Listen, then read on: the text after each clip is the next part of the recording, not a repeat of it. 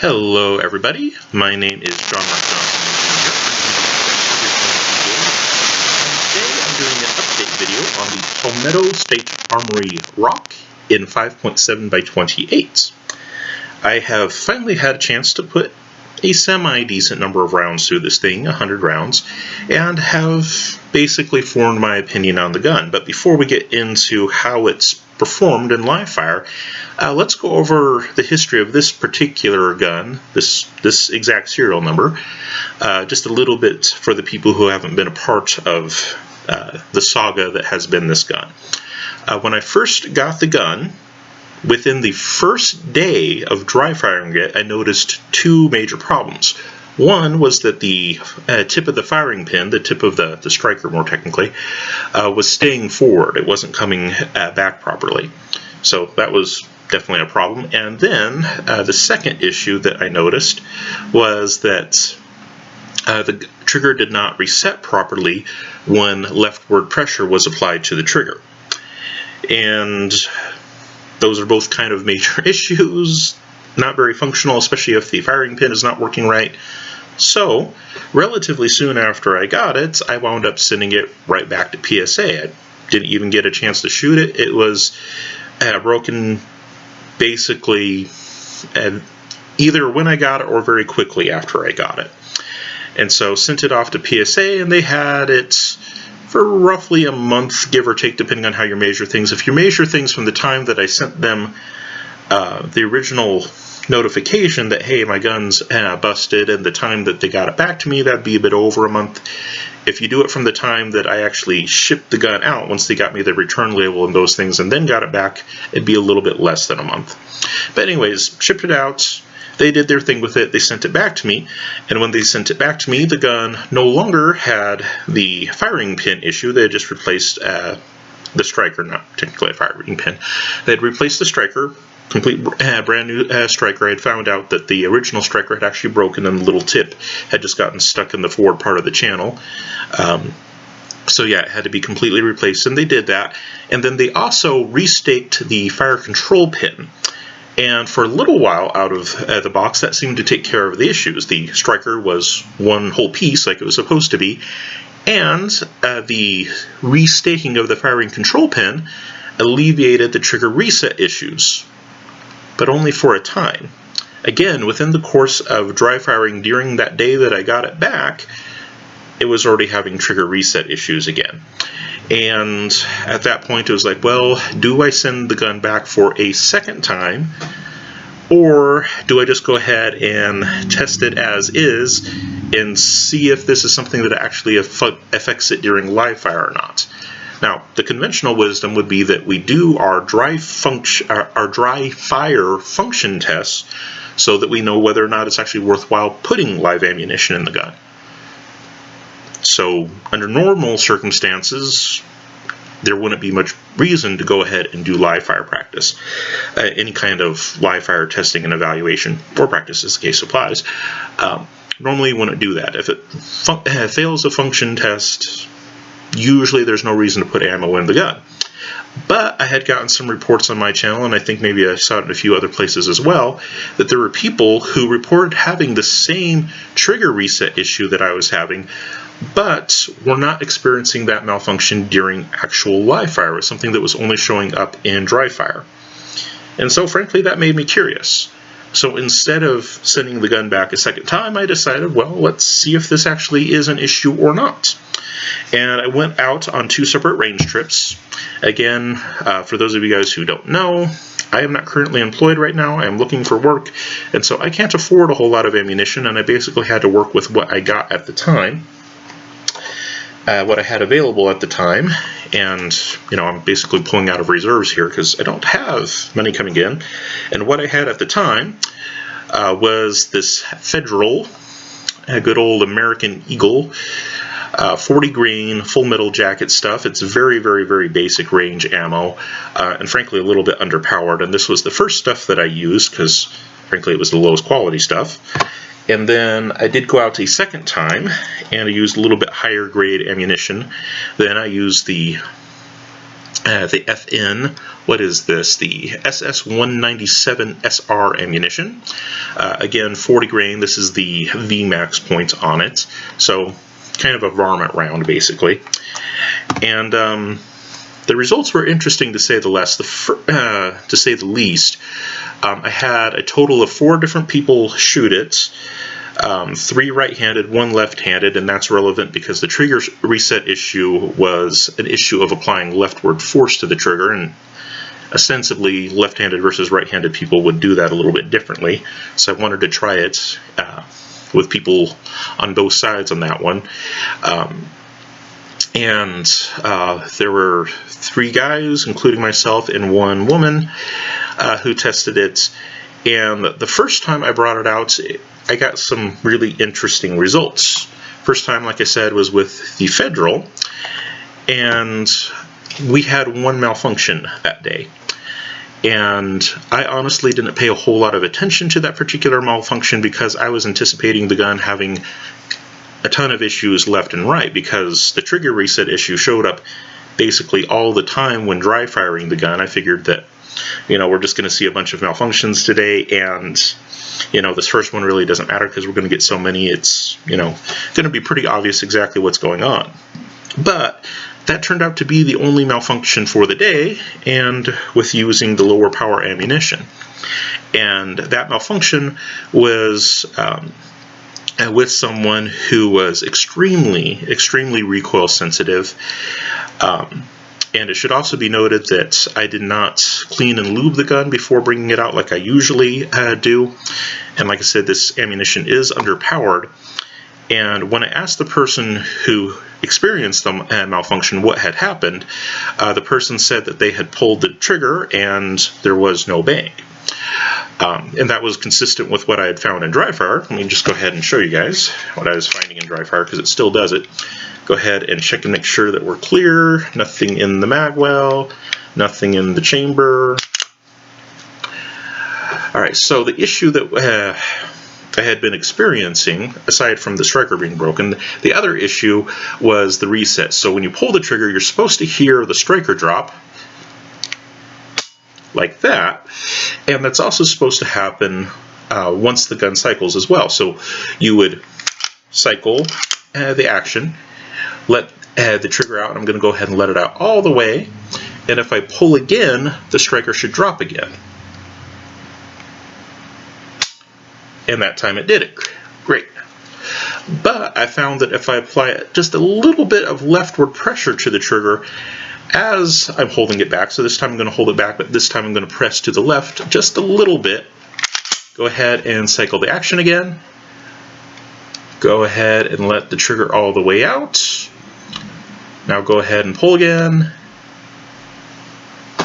And the striker doesn't drop. It doesn't catch the striker properly. Like I said, this problem is very easy to reproduce during dry fire. Like I said, just applying a little bit of leftward pressure to the trigger is all that I need to get it to fail to reset properly. Now if I do it with my left hand, applying a little bit, not much, but a little bit of rightward pressure, it's usually not an issue. So I was holding the trigger down, go ahead and let it out all the way, go ahead and pull again, and you get the striker drop again. Exactly what you're supposed to do. Switch over to my right hand, hold the trigger back while cycling, and apply just a little bit of leftward pressure. Go ahead and let it out again, all the way out. Pull back, pull back, pull back, pull back. No striker drop. I was getting this issue all the time in dry fire. Like I said, it just took a little bit of leftward pressure and it wouldn't reset properly. So when the person said, I pulled the trigger and nothing happened, I figured, well, it's got to be the issue that I found while dry firing the gun. It's got to be that failure to reset issue, and didn't pay much attention to it. And then for the rest of the time that we're shooting, there were no further issues. Well, no further issues in terms of mechanical reliability. There was an issue in terms of the sights being way off, and that has persisted. The gun shoots incredibly low, and not just for me, for everybody who tried it, it was shooting incredibly low. And compared to other guns that we had out there, because we had a 380 that was out there, we had a 9mm that was out there, that was the first time we had a 380 and a 9mm handgun out there that we were shooting as well. And those ones, you know, was basically point of aim, point of impact, at least close enough relative to, you know, the target distance, which ranged from 10 to 25 yards. The others were good enough to hit those targets. But in the second time, we had a few 9mm out there, and they all were basically point of aim, point of impact.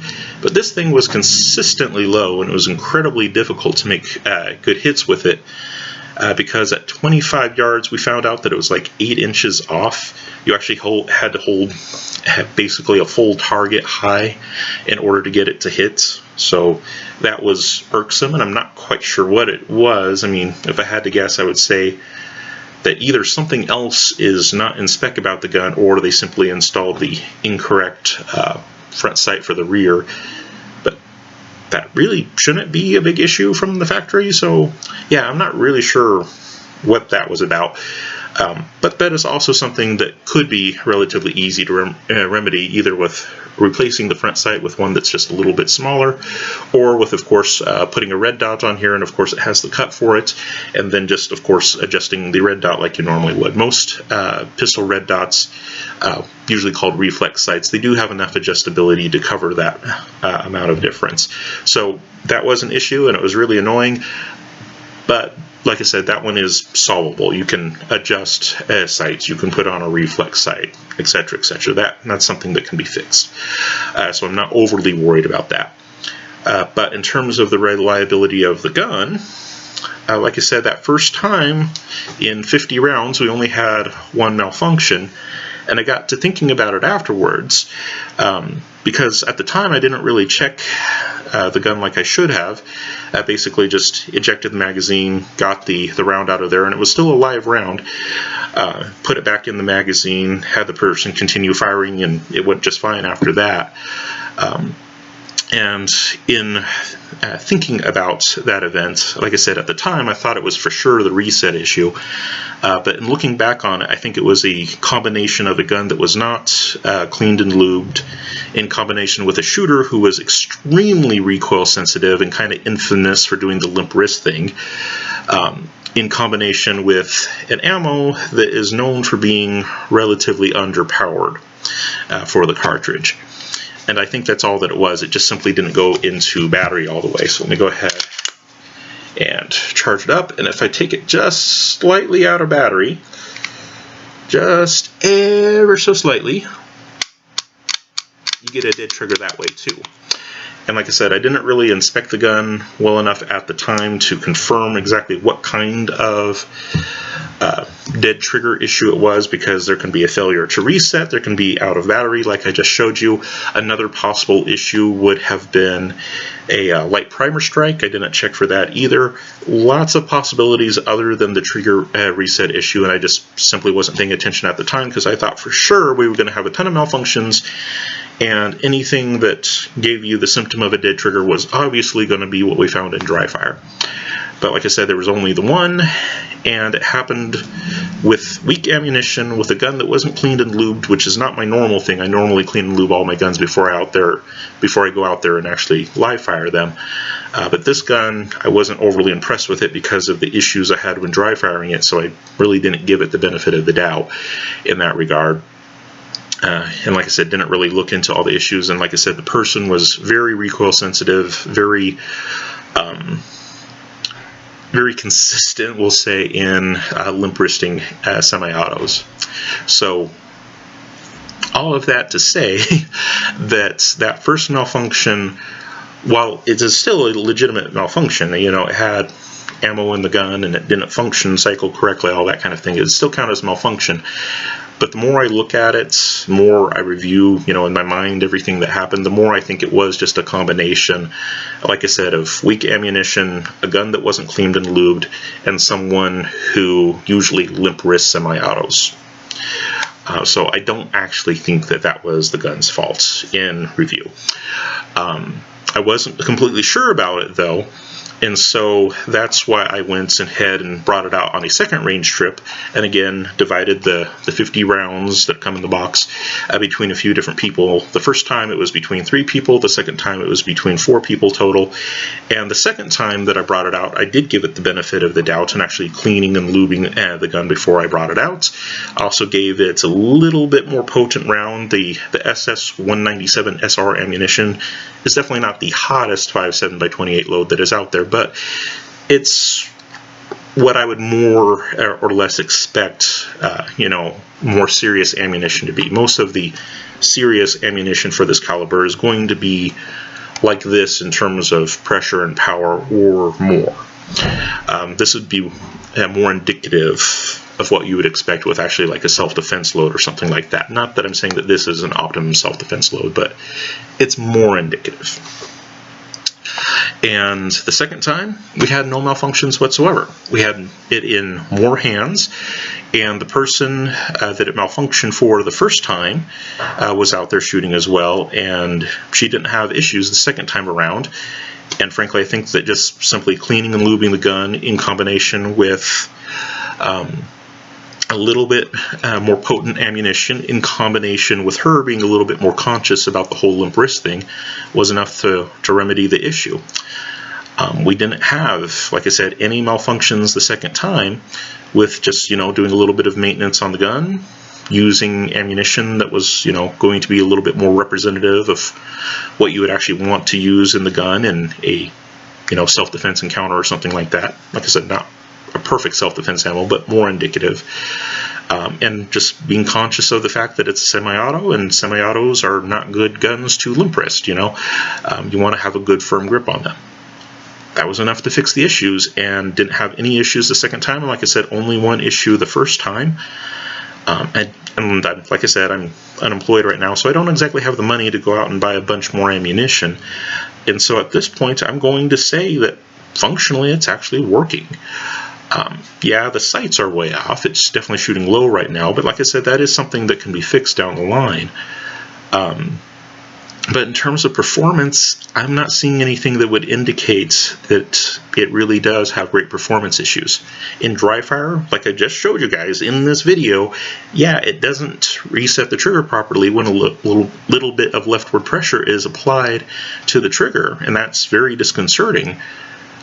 But like I said, in terms of live fire, when you're just, conscious of the basic things you do, and you have a clean and lubed gun and fairly potent, not super potent, but fairly potent ammunition, and you're aware of the fact that it can suffer from limp wrist malfunctions just like any other semi-auto can, it seems to be working fine, at least within my means to test right now, being unemployed and having relatively little ammo available to me. At this point, I say it's actually fairly reliable. Now, does that mean that I'm actually going to rely on it?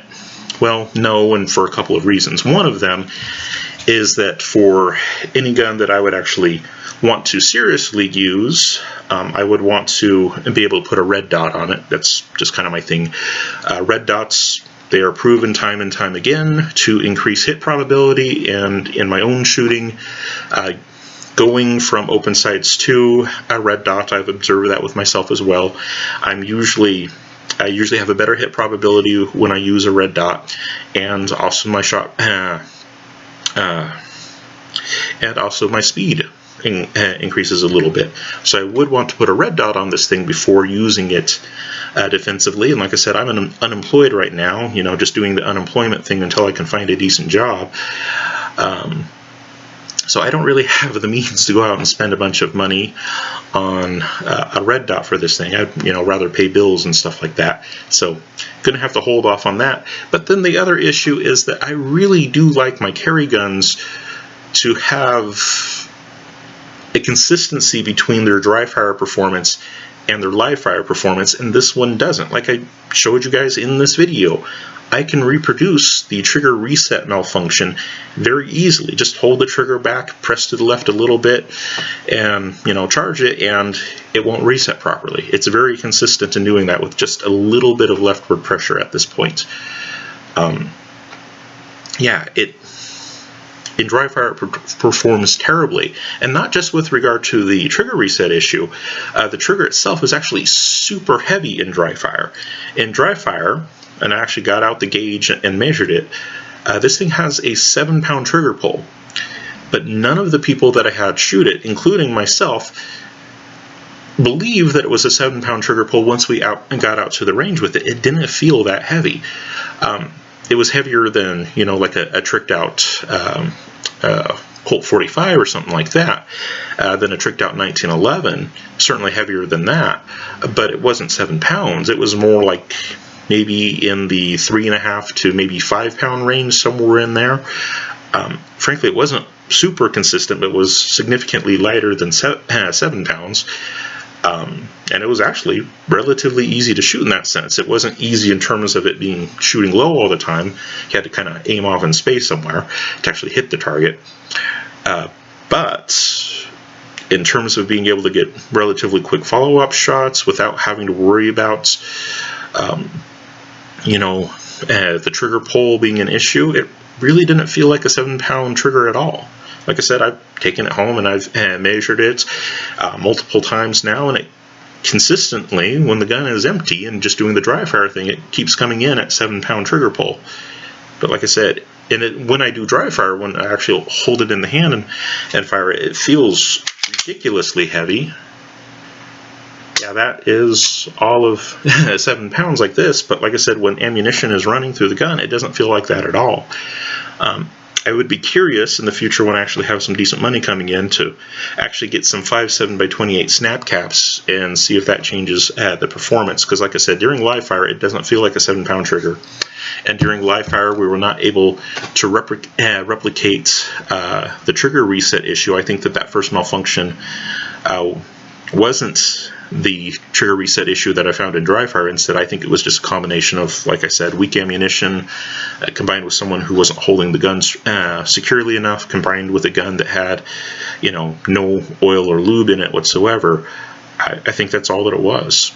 And so, yeah, when it comes to it being a good defensive gun, on 2 points it fails for me right now. I can't afford to put an optic on it, which I like to do with carry guns, because for me, optics do increase my hit probability and they do increase my speed.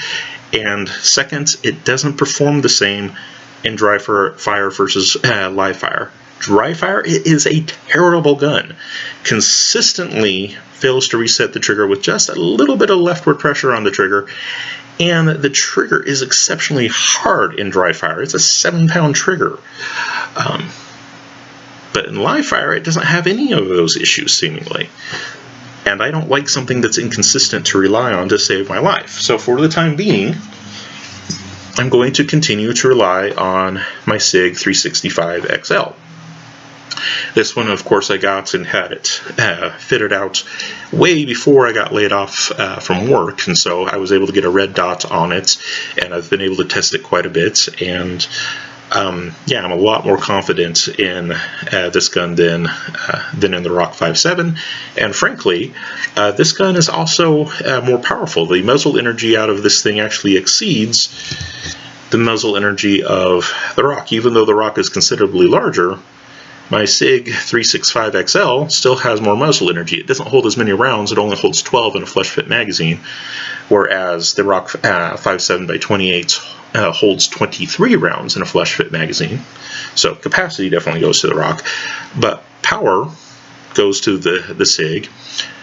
Consistency between live fire and dry fire goes to the SIG. It's kitted out like I want it to be kitted out. That goes to the SIG.